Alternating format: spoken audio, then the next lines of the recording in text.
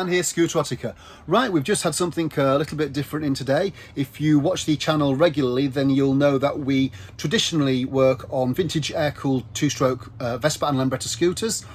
And we were recently contacted by a guy asking if we also worked on two-stroke motorcycles, which we do. We just don't really usually publicise it. And he had an Aprilia RS125.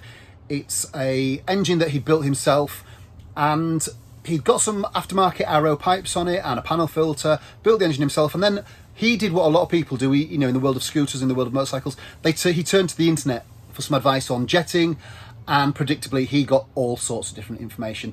In fact, even to the extent that when he was purchasing some of his jets for the new carburetor setup, that even the company selling him the jets gave him some information. Now, the information they gave him was legitimate. It was a genuine, Aprilia RS125 setup, just not for the variant that he's got. When I looked into this, there's 15 different variants for this machine, and you've got to know which one his is to know what your base settings are.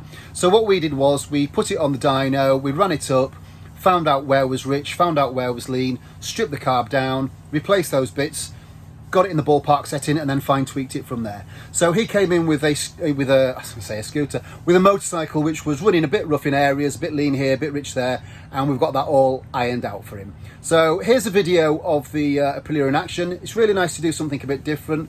We don't really have any problem doing any two-stroke of any kind, but it's just nice to work on something different every now and then. So 25 horsepower was the peak power output on this, which I think if you check the official factory figure, they quote 28 horsepower or thereabouts for the full power variant.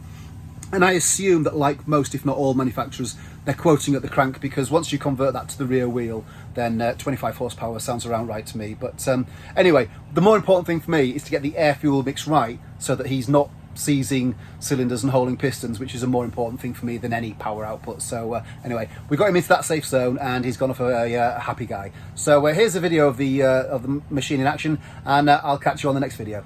Cheers now, take care.